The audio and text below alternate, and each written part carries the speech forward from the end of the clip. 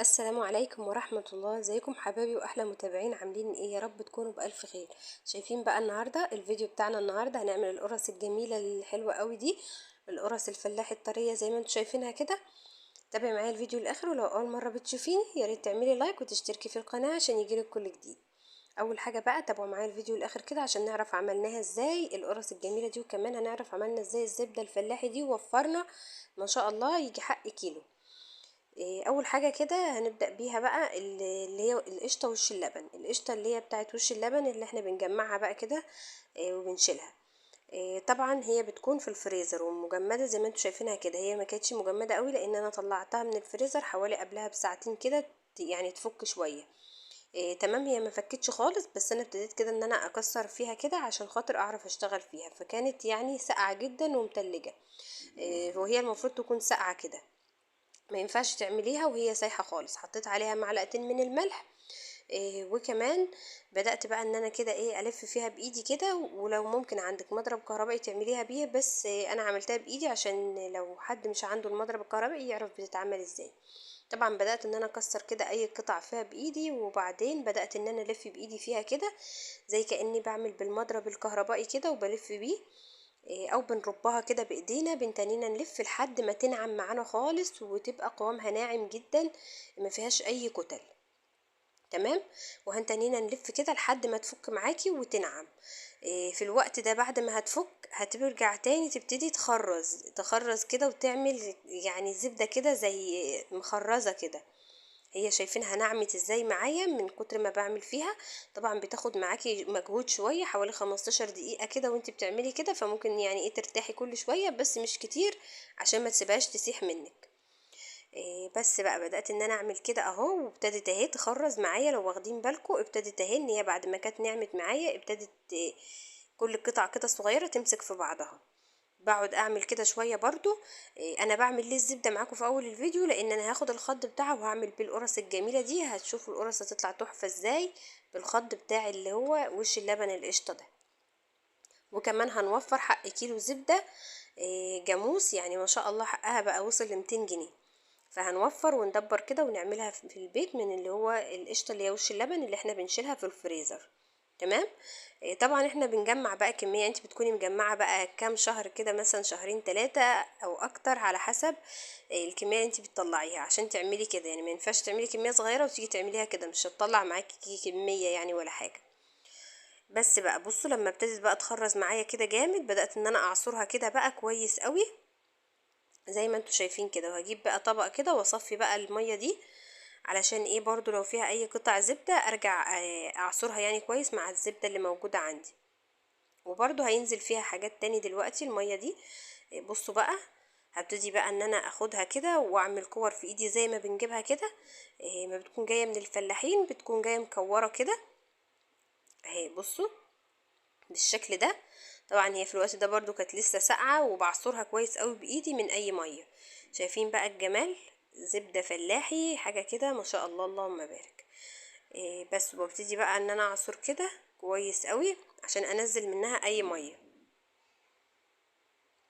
بس كده بالشكل ده. يلا بقى لو وصلتي معايا لحد هنا حطي لي لايك للفيديو. واخر حاجه معايا هي عملت معايا ال3 كور دول بس.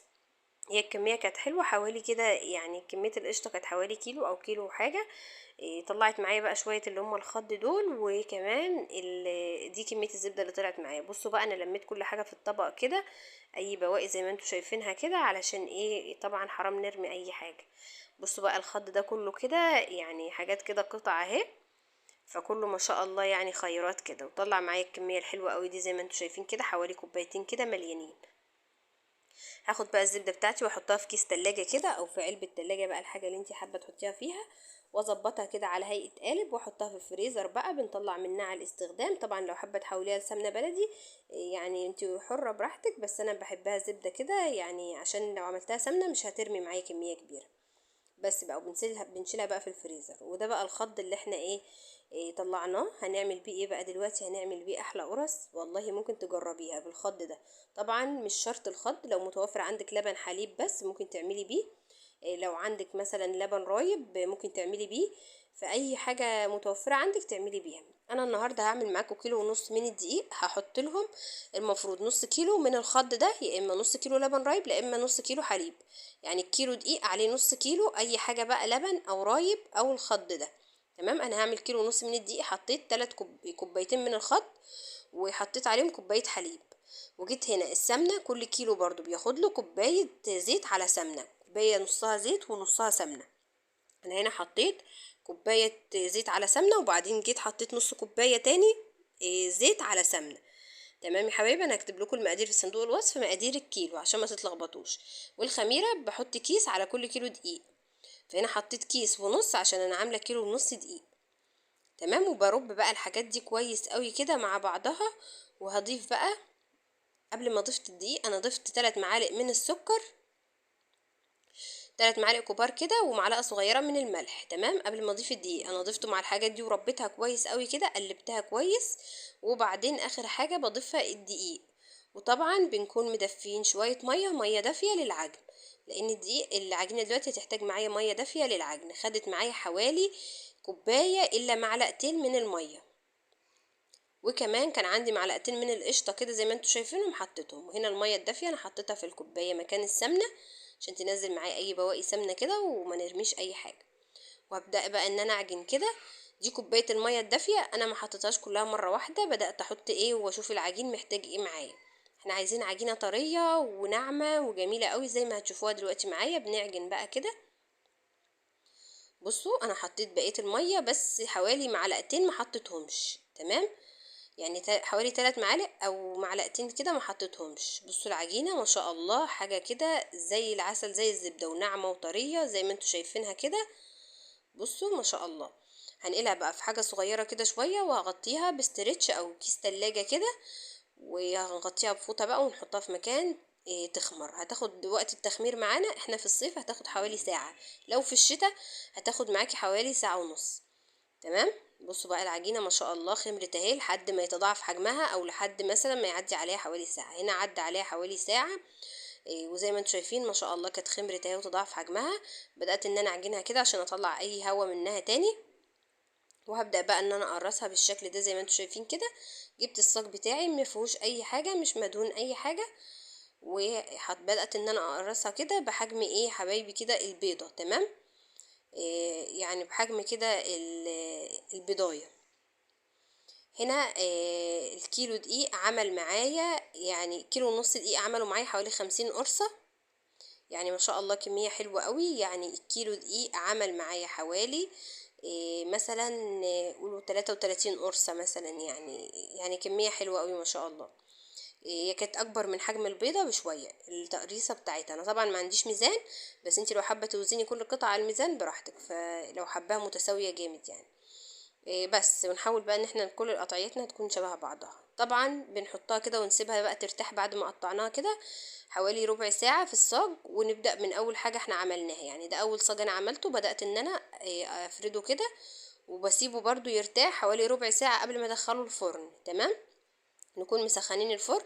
انا حطيتها على الرف الاوسط عشان ايه ما تتلسعش مني او حاجة، وعلى درجة حرارة 200 وعلى الرف الاوسط. تمام.